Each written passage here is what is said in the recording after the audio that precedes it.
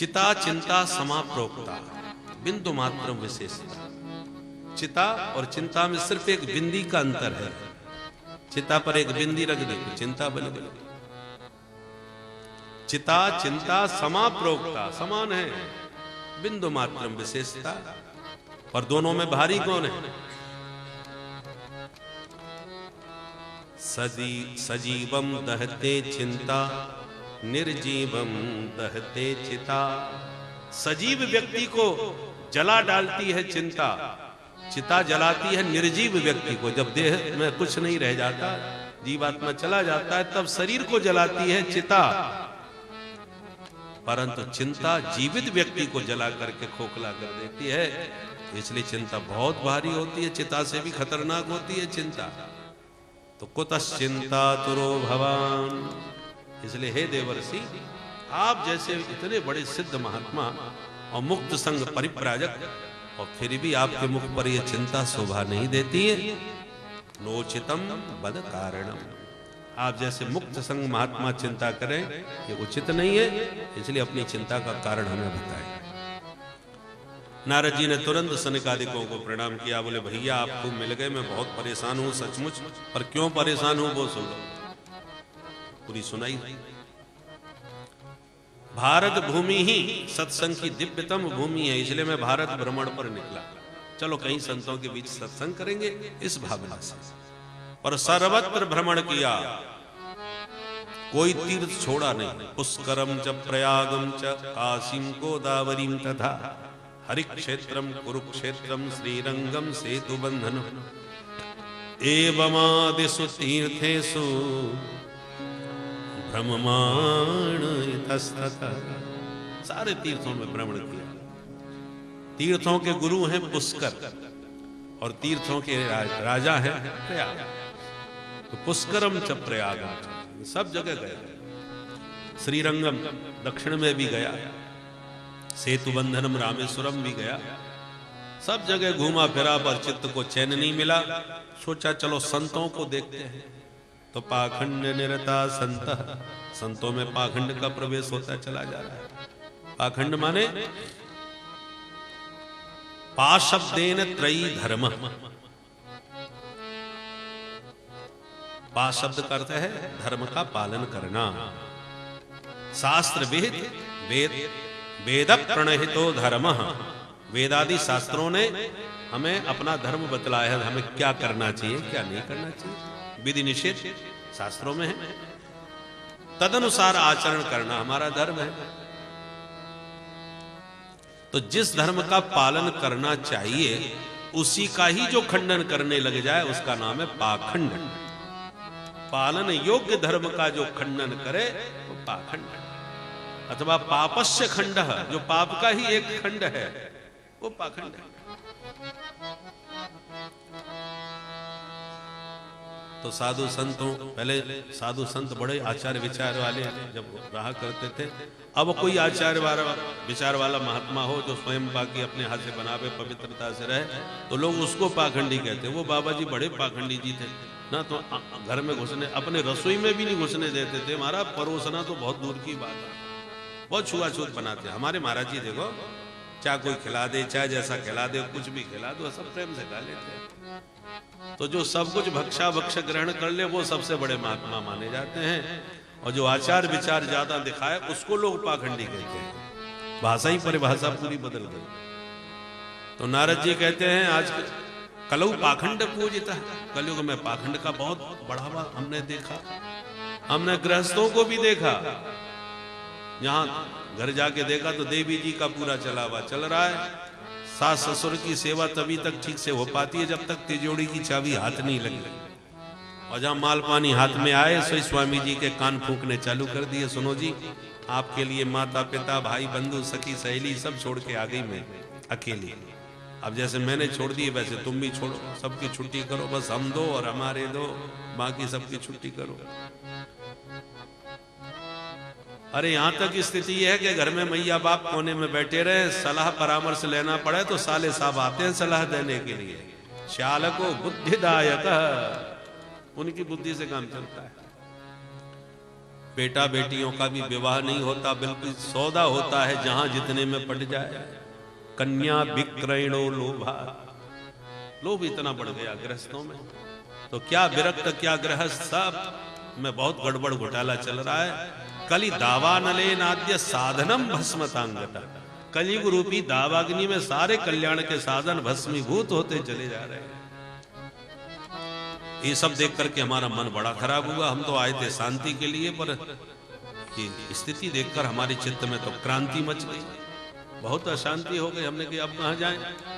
हमने सोचा छोड़ो झंझट, चलो चल के वृंदावन धाम में राधे राधे करते। तो वृंदावन चले गए हमारे। तत्राश्चर्यम मया दृष्टम, वहां जाके भी एक विचित्र आश्चर्य देखा। क्या देखा बाबा? एका तु तरुणी तत्र निषन्ना खिन्न मानसा, एक युवती यमुना पुलिन पर अकेली बैठी है, रो रही है। मुझे बड़ी दया आ गई बेचारी पर, क्यों रो रही है? तो मैं उसके पास गया, मैंने देखा दो बुढ़े उसके सामने बेहोश पड़े थे, बहुत सी देवियां उसके आसपास भी बैठी थी। तो कोई पानी पिला रही थी, कोई पंखा कर रही थी, कोई समझा रही थी। तो मैंने उससे पूछा, काशित्वम काव्यमौ क्षेमा नार्यः का पद्मलोचना बद देवी सविस्तारम स्वस्य दुःखस्य कारणम। आप कौन है, किस बात पर दुखी हैं, और ये बुढ़े कौन है, ये देवियां कौन है, और तुम रो क्यों रही हो, हमें बताओ।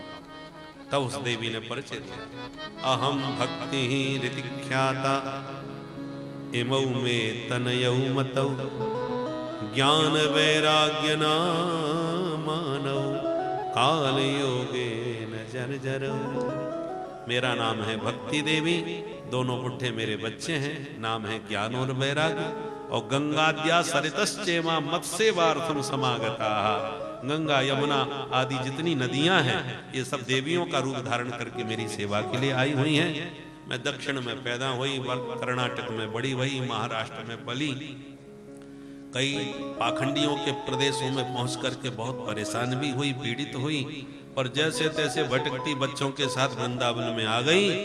पर यहाँ आती मेरे दोनों बच्चे एकदम बुढ़े होकर के बेहोश होकर गिर गए, और मैं एकदम नई नवेली जवान हो गई। मेरे दुख का यही कारण है कि मैं युवती और बच्चे बुढ़े। नारद जी एक क्षण में सारी बात समझ गए।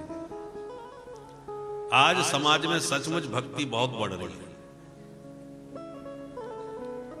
कुंभ तो पहले भी लगते थे, पर महाराज इतनी कल्पना कोई कर सकता था कि कुंभ में लोग इतने संख्या में स्नान करने आएंगे? 40 करोड़ का अनुमान था, जितने भी आए हैं करोड़ों में आए हैं। इतनी विशाल भक्ति की बाढ़। और केवल यहीं की बात नहीं है, किसी भी धाम में चले जाओ, बनारस चले जाओ, चाहे अयोध्या चले जाओ, सब चक्का जाम हो रहा है भक्तों से। गर्मी आ रही है, फिर देख लो बद्रीनाथ की यात्रा, कोई भी तीर्थ अछूता नहीं रह रहा, इतनी भक्तों की भीड़ आ रही है। तो नहीं लग रहा कि भक्ति में बाढ़ आ रही है, भक्ति उफन रही है, परंतु इस भक्ति की बाढ़ में ज्ञान वैराग्य कहीं बहे जा रहे हैं, उनका अता पता कहीं नजर नहीं। भक्ति की बाढ़ आ रही है, भक्ति तो युवती नजर आ रही है, और ज्ञान वैराग्य तो बिल्कुल बेहोश मूर्छित पड़े हुए हैं। ये संतों की चिंता का कारण है। श्रीमद् भागवत सुनने वाले श्रोता कभी कभी आके कहते, महाराज हमने आपकी आज भागवत गीता सुनी, बहुत अच्छा लगा। समझ में नहीं आता हम गीता कह के आए कि भागवत कह के आए। भागवत गीता बोलते हैं लोग। अरे श्रीमद् भागवत महापुराण है और श्रीमद् भगवत गीता अलग विषय है, वो महाभारत का अंश है। भगवत गीता भगवान का वचनामृत है, श्रीमद् भागवत महापुराण भगवान का चरितामृत है। हमें इसका भेद तक नहीं मालूम, दोनों को मिला लेते हैं। हमने भागवत गीता सुनी। तो ज्ञान का हाल यह है कि हम अपने ग्रंथों का नाम भी ठीक से नहीं जानते।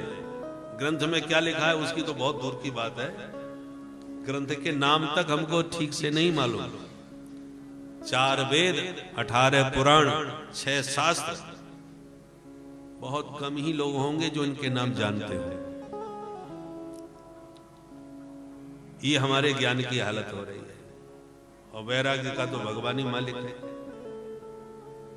इसलिए ज्ञान वैराग्य इस भक्ति के प्रभाव में एकदम मूर्छा में पड़े हुए हैं। ये देखकर नारद जी को थोड़ी परेशानी हुई, और एक क्षण में सब समझ के हुए बोले, देवी दुखी मत हो, इस समय घोर कलयुग आ चुका है। वर्षे वर्षे क्रमात् जाता मंगलम नापि दृश्यते। ज्यों ज्यों कलिकाल बढ़ेगा, धीरे धीरे ये शुभ मंगल जो देख रहे हैं वो भी विलुप्त होते चले जाएंगे। भक्ति में भी सिर्फ प्रदर्शन होने लगा है, भगवत दर्शन की भावना उतनी नहीं रहती। प्रदर्शन की, लोग हमें सबसे अच्छे भक्त समझें, लोग माने कि हम कितने भक्त हैं, जाने। भक्ति में भगवत दर्शन की लालसा की जगह प्रदर्शन की लालसा बढ़ती जा रही है। मंगलम नापि दृश्यते। पर देवी अयम तो युग धर्मो ही, कलिकाल का स्वरूप ऐसा ही है, इसलिए भगवान सब सहन कर लेते हैं, क्योंकि कलयुग में हरिनाम की बड़ी विशेषता है। इसी गुण पर परीक्षित ने रीझ करके इसको स्थान दिया था, और भगवान भी इसलिए इसके दोषों को अनदेखा कर देते हैं। और देवी आप दुखी मत होना, मैं नारद आज प्रतिज्ञा करता हूं, तदा नाहम हरेर्दासो लोके त्वाम न प्रवर्तये। इस लोक में जन जन में तुम्हें प्रतिष्ठित नहीं कर दिया तो मैं भी हरि का दास नहीं। ये सुन करके तो भक्ति मां आह्लादित हो गई। नारद जी धन्य हैं आप, आपकी सदा जय हो, सदा जय हो।